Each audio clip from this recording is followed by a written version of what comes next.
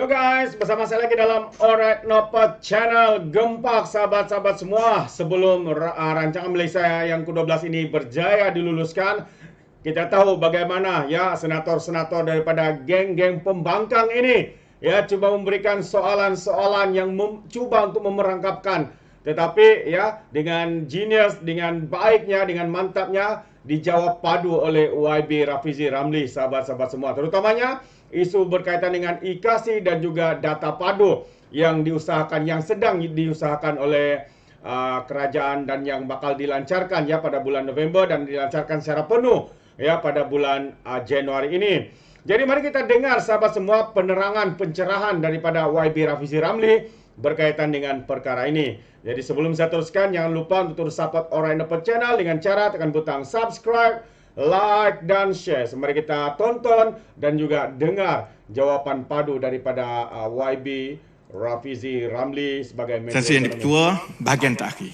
Bahagian terakhir ini ialah soal kemiskinan. Ada banyak ahli dewan yang memberikan masa yang secukupnya berbahas mengenai kemiskinan. Ada sebenarnya 5 ahli dewan yang membangkitkan soal isu kemiskinan ini. Itu yang saya nak kembali kepada soal IKASI dan padu dan soal pengkalan data yang ditimbulkan awal-awal tadi. Kerajaan menyedari bahawa sebarang usaha untuk membasmi kemiskinan ini, satu faktor yang paling penting untuk memastikan keberkesanan usaha-usaha itu adalah berkait rapat dengan sumber data utama yang dijadikan rujukan. Kalau data itu tidak tepat dan tidak dikemaskini dan tidak melambangkan perkara yang sebenarnya di bawah, segala peruntukan dan fokus kerajaan dia jadi tercicir. Dan kita akan terus berada dalam kitaran masalah soal pembasmian kemiskinan. Setakat ini, sumber data utama yang digunakan di dalam sistem kerajaan adalah pertama daripada IKASI, iaitu Bank Data Kemiskinan Nasional, dan satu lagi untuk masyarakat orang asli ialah Sistem Informasi Data Maklumat Masyarakat Orang Asli ataupun IDAMA. Berikut ialah data-data kemiskinan. Sehingga 31 Ogos 2023, sejumlah 112,862 ketua isi rumah, maksudnya isi rumah, direkodkan sebagai miskin tegar di dalam sistem IKASI. Jumlah tersebut turut meliputi miskin tegar yang direkodkan di 6 negeri yang paling kurang membangun. Di Kedah, 12,389 keluarga, di Kelantan 10,434 keluarga, di Terengganu 6,331 keluarga, di Perlis 4,040 keluarga, di Sabah 23,070 keluarga, dan di Sarawak data ini sering menjadi perdebatan. Mengikut IKASI sekarang, Sarawak ada 24,747 keluarga miskin tegar Tan Sri, dan kita tahu dan terus berbincang dengan Kerajaan Negeri Sarawak kerana data ini dipersoalkan. Walau bagaimanapun, terdapat isu keraguan terhadap pangkalan data kemiskinan ini, seperti yang sering dibangkitkan oleh pelbagai pihak. Di pihak wakil rakyat sendiri selalu timbul soal yang miskin tak ada, yang tak miskin ada. Di peringkat kerajaan pula, kita berhadapan dengan masalah bila satu keluarga itu ataupun penerima itu dia telah masuk IKASI, dan daripada IKASI ini dia dapat semua bantuan yang lain, dia tak nak keluar dah. Dan dia tidak kemaskini data. Jadi sebab itu kita faham cabaran-cabarannya. Walaupun pemutihan data IKASI itu memang mengambil banyak masa dan dibuat secara berkala, tetapi dari sudut kesahihannya, sumber data yang ada di dalam IKASI sebagai data utama kemiskinan negara masih lagi mempunyai cabaran-cabarannya. Kemudian, kita juga berhadapan dengan satu lagi cabaran. Pelaporan mengenai kadar kemiskinan mestilah mengikut piawai antarabangsa. Dan piawai antarabangsa itu adalah berdasarkan kaedah yang dibuat oleh Jabatan Perangkaan Malaysia. Kerana kita terbitkan data untuk kegunaan dunia di peringkat agensi antarabangsa untuk membandingkan data itu mestilah mengikut piawai kaedah-kaedah. Dan ini yang perbezaan besar. Kaedah piawainya ialah melalui survei pendapatan dan perbelanjaan isi rumah yang dibuat setiap 2 tahun sekali, dan mengikut kaedah piawai itu sebenarnya kemiskinan tegar pada peringkat nasional direkodkan sebanyak 0.2% sahaja, iaitu jumlah isi rumah miskin tegar di negara ini sebenarnya 18,445 bilangan isi rumah, berbanding dengan yang ada di dalam IKASih sebanyak 112,800 lebih. Sebabnya ialah kerana kita menghadapi kesukaran untuk memutihkan dan memastikan data itu benar-benar tepat dengan ada seperti yang di bawah. Jadi sebab itu, seperti yang saya sebut sebentar tadi, pelaporan miskin tegar yang piawai di peringkat antarabangsa ini mestilah kita terima pakai.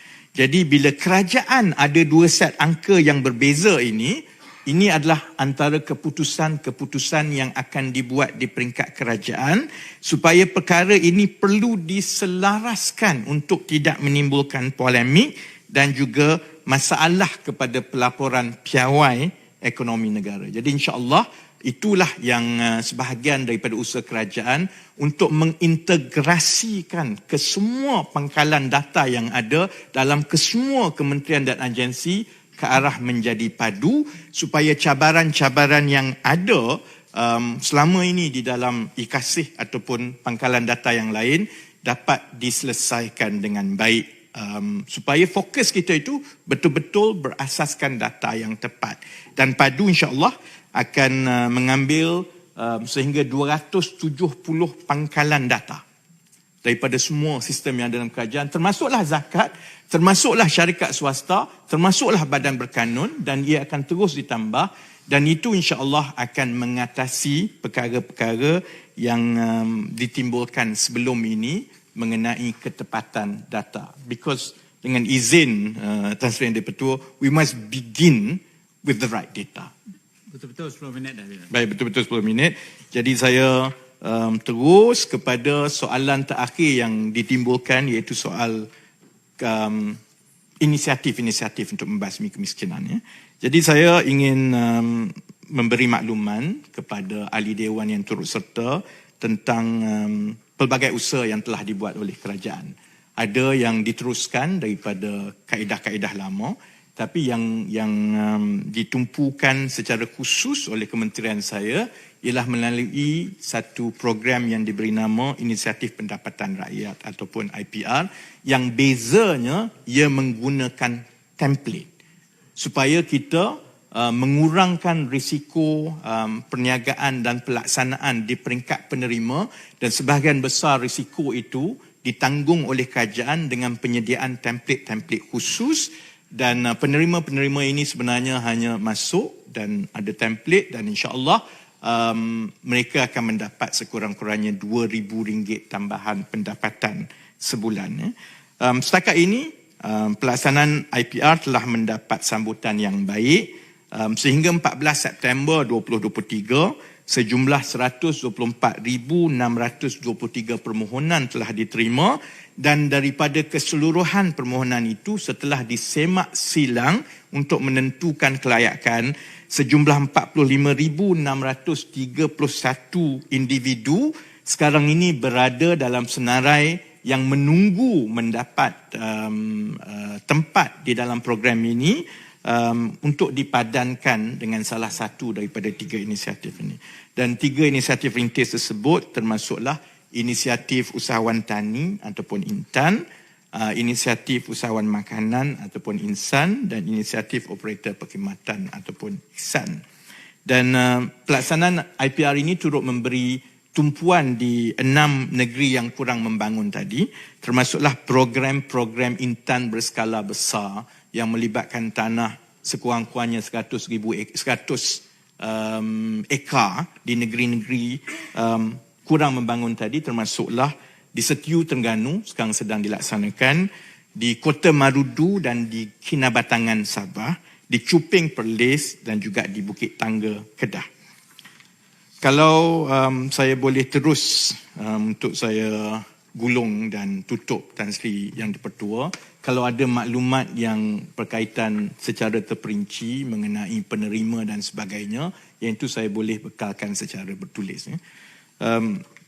Tan Sri Yang di-Pertua, setakat ini dahulu penjelasan saya. Saya ucap terima kasih kepada semua kementerian dan agensi yang telah turut serta, yang telah menggulung.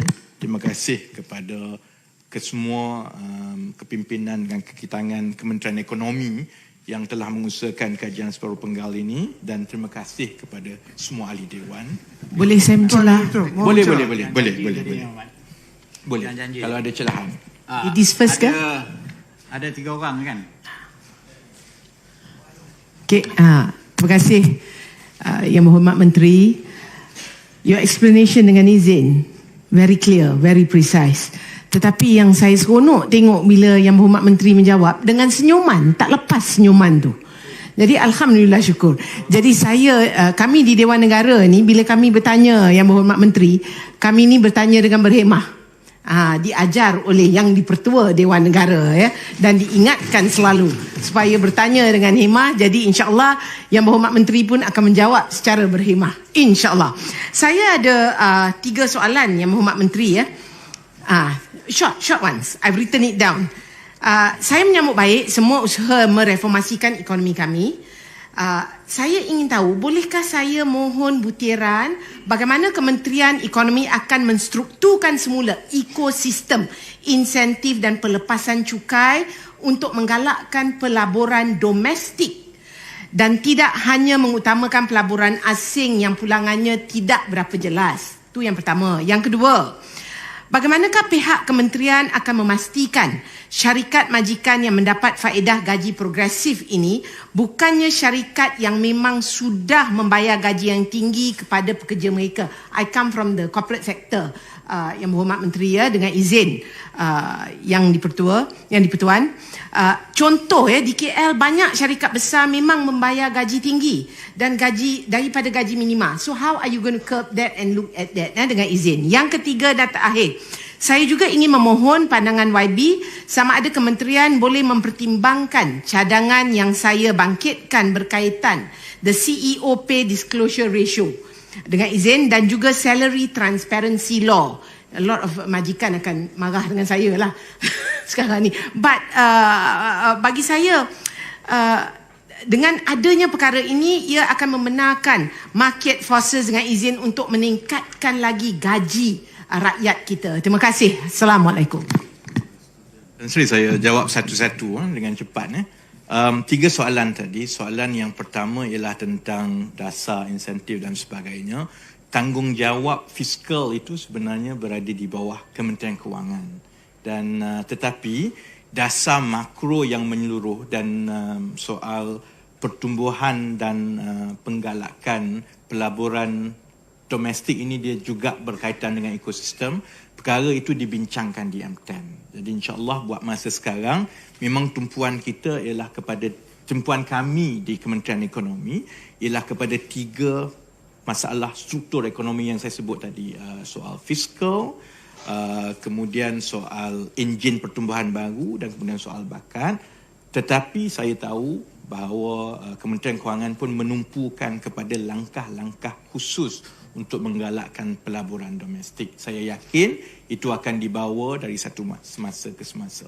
Soalan kedua tentang bagaimana kita nak memastikan supaya syarikat-syarikat besar ini dia tidak, yalah, dengan izin Tan Sri, take a free ride dengan wang rakyat. Sebab itu dia dikhususkan kepada SME. Maksudnya hanya syarikat-syarikat yang mematuhi syarat-syarat yang kerajaan telah tetapkan, kerana fokusnya ialah kepada SME terlebih dahulu. Kerana kita tahu memang MNC dan sebagainya ini, mereka memang sudah membayar dan mampu membayar. Malah inilah juga yang menyebabkan masalah di dalam ekonomi kita kerana pekerja yang baik daripada SME itu akan dicolek oleh syarikat yang lebih besar ini dengan tawaran gaji. Jadi kalau perkara ini berterusan, dia sebenarnya akan membawa kesan yang besar kepada ekonomi kita kerana sebahagian besar ekonomi kita ini adalah SME. Jadi SME ini perlu diperkasakan dengan bakat yang lebih baik untuk mereka membina lagi SME ini kan. Dan soalan yang ketiga berkaitan dengan disclosure, soal gaji CEO dan sebagainya. Itu adalah syaratnya, iaitu untuk mematuhi dan layak menjadi majikan yang mendapat manfaat daripada gaji progresif. Ada 3 kriteria utama. Pertama ialah gaji permulaan. Gaji permulaan yang mematuhi syarat tertentu layak berada dalam asas gaji progresif. Yang kedua ialah kadar kenaikan gaji tahunan. Dan yang ketiga ialah dari segi nisbah di antara pengurusan atasan dengan pengurusan pertengahan dan yang paling bawah. Dan ini akan digunakan untuk memberi pengiktirafan dan rating kepada majikan-majikan ini. Dan perkara ini akan diperhalusi oleh jawatan kuasa pelaksana yang akan sebenarnya akan membawa perkara ini ke peringkat majikan, peringkat pemegang taruh dan yang lain-lain. Terima kasih. Soalan tambahan, Tan Sri? Yang Amat. Terima kasih kepada... Tunggu saya panggil baru cakap Yang Amat. Okey. Kena hormat. Okey, sila Yang Amat. Sila. Terima kasih Tan Sri yang dipengerusi. Kepada Yang Berhormat Menteri Ekonomi, pertama saya nak ucap tahniah atas dasar gaji progresif yang telah dibincangkan. Ini salah satu inisiatif baik pada kerajaan. Tetapi ketegasan kerajaan ni perlu ada. Kalau kita buat dasar gaji progresif ni, tidak ada ketegasan kerajaan tentang pelaksanaan, untuk negara kita ke arah negara maju, still akan go back to square one. Itu yang pertama. Soalan yang utama bagi saya tertarik tentang big data. Di mana pihak kerajaan memerlukan big data untuk menyelesaikan isu rakyat tentang subsidi dan sebagainya. Dan hari ini kerajaan mengeluarkan kenyataan akan menggunakan sistem padu. Sedangkan ramai di antara kita tahu kita sudah ada aplikasi yang telah digunakan pakai oleh majoriti rakyat Malaysia. Apabila kita nak membina aplikasi baru seperti padu dan sebagainya, kos itu akan memain peranan.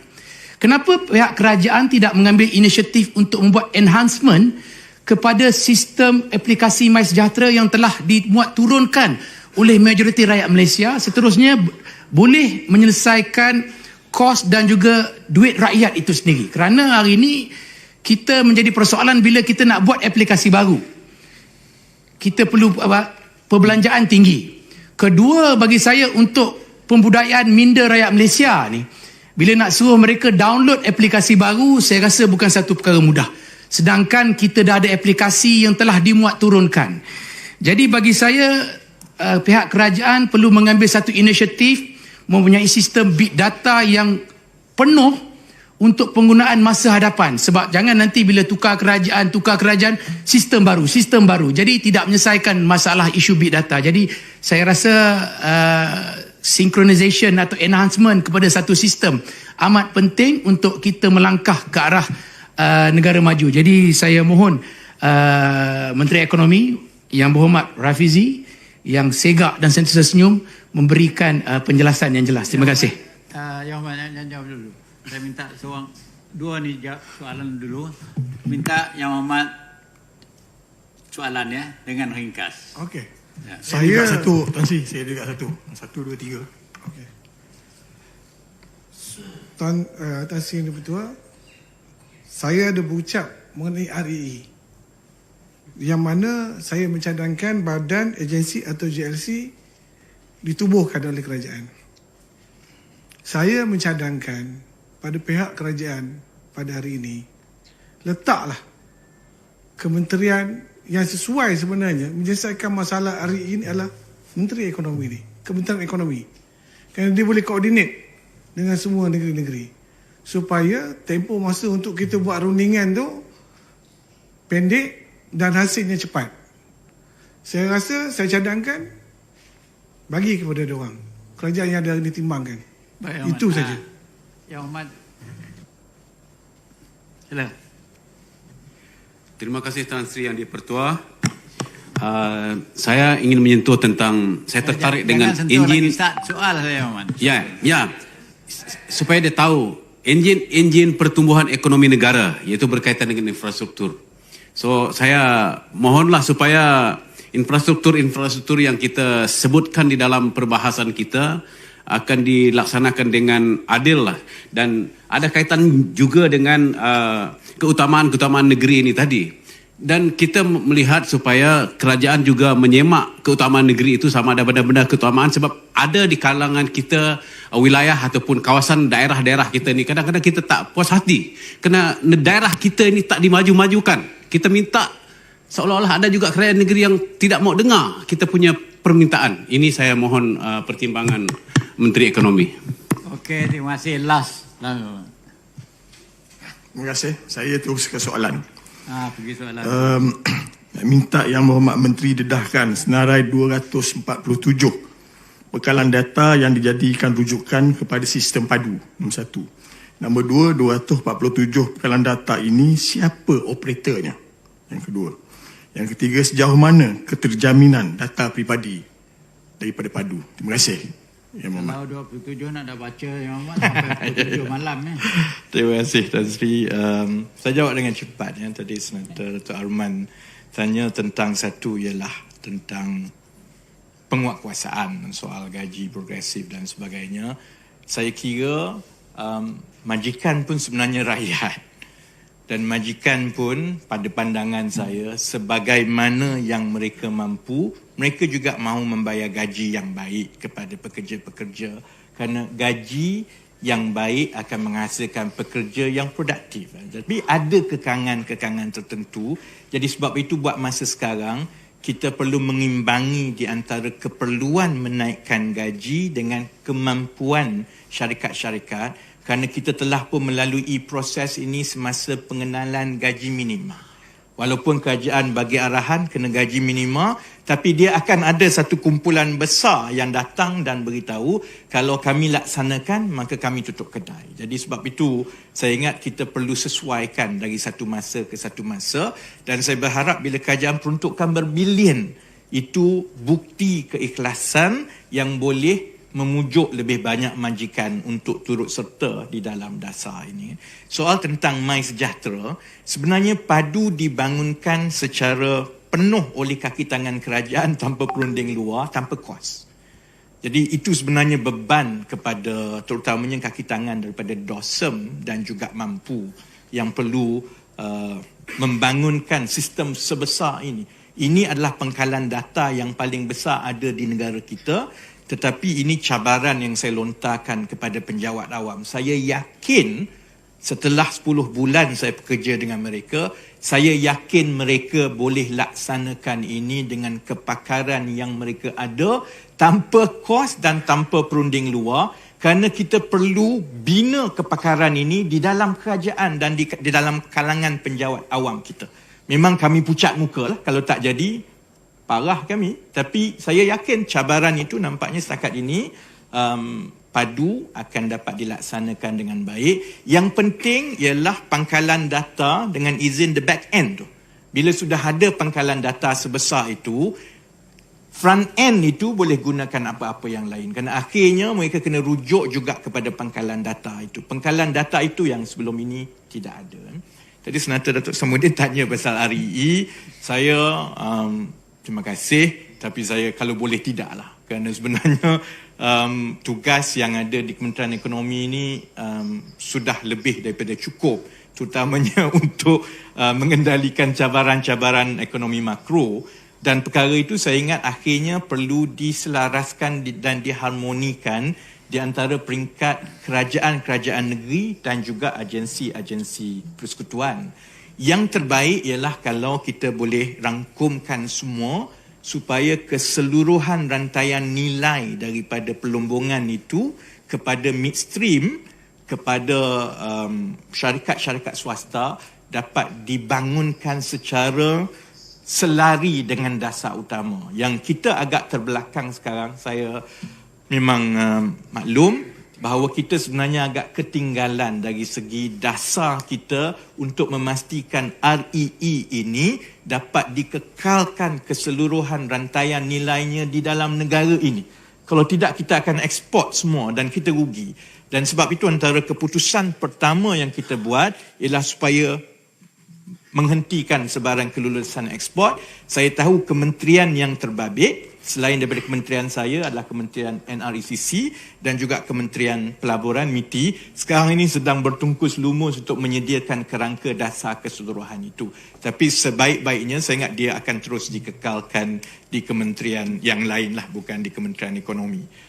Sebab banyak lagi tugasan-tugasan dan lain. Dan yang terakhir sekali tadi YB Senator Abun tanya tentang projek-projek ini. Projek yang berbentuk DE besar seperti jalan, hospital dan sebagainya itu memang diharmonikan sebaik yang mungkin di antara kerajaan negeri, kementerian terbabit dan kementerian ekonomi. Tapi saya faham juga untuk negeri-negeri seperti Sarawak, Sabah contohnya, keperluan infrastruktur kecil di pedalaman itu berbeza dengan yang ada di Semenanjung. Kerana jalannya pun tak ada dan airnya pun kadang-kadang tak ada. Sebab itu di peringkat Kementerian Ekonomi kita melancarkan inisiatif kemudahan rakyat.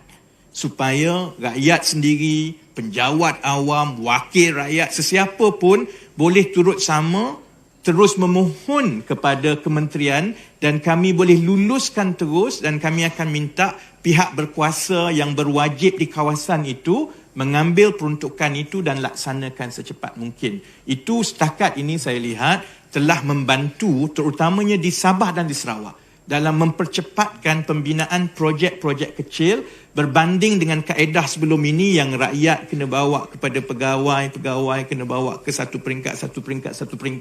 Sekarang ini dia boleh terus, tapi sudah tentu dia juga bergantung kepada kemampuan untuk dilaksanakan di peringkat pihak berkuasa masing-masing.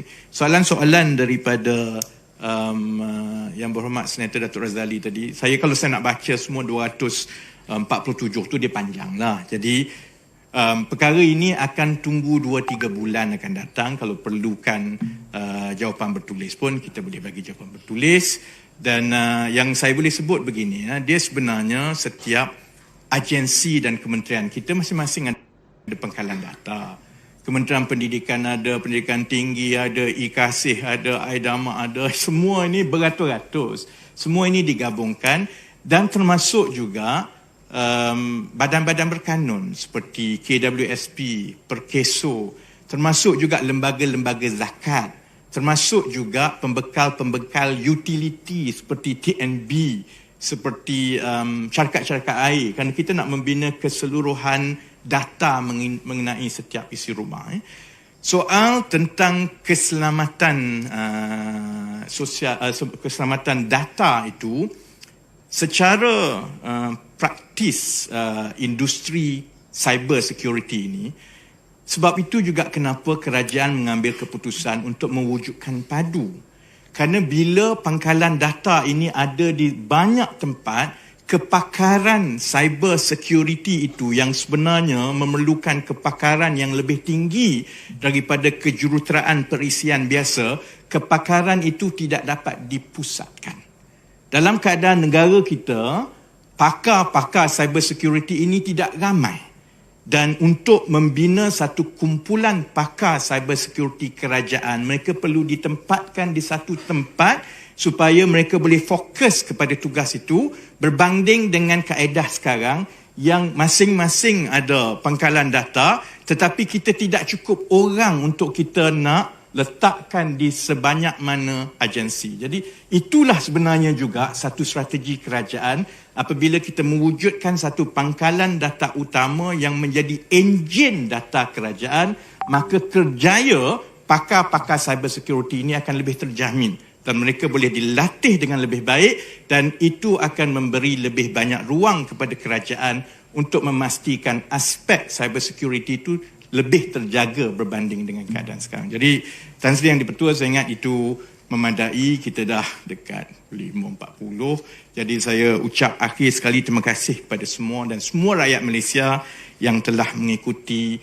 keseluruhan pembentangan dan perbahasan mengenai kajian separuh penggal. Saya yakin kalau kita benar-benar fokus dan positif dengan perkara-perkara yang baik seperti ini, insya-Allah anjakan-anjakan itu akan dapat membuahkan hasil kepada seluruh negara dalam masa yang ditetapkan. Sekian, terima kasih Tan Sri. Assalamualaikum warahmatullahi wabarakatuh. Terbaik sahabat semua. Wow, itu dia jawapan padu daripada YB Rafizi Ramli. Dengan tenang sahabat semua soalan itu dapat dirangkum dengan sekali jawapannya. Dia tidak pernah lupa pun ya semana-mana soalan yang dikemukakan oleh mana-mana ya senator ini daripada kerajaan maupun daripada pihak pembangkang. Walaupun ada satu soalan-soalan itu cuba memerangkap tapi dijawab mantap dengan jelas. Pencerahan daripada YB Rafizi Ramli memang genius, memang terbaik sebagai Menteri Ekonomi. Bagaimana pandangan anda sahabat semua? Anda boleh berikan komen anda dalam ruangan komen, tapi ingat komen dengan cara berhemah. Jadi terima kasih, izinkan saya untuk mengundurkan diri dan seperti biasa peribahasa mengatakan tapapun kangkap 2 ton keinginan. Dalam bahasa Melayunya, tepuk dadah, tanya selera. Sekian saja daripada Alright Napa Channel. Saya kita berjumpa lagi dalam info dan update yang seterusnya. Sekian. Bye-bye.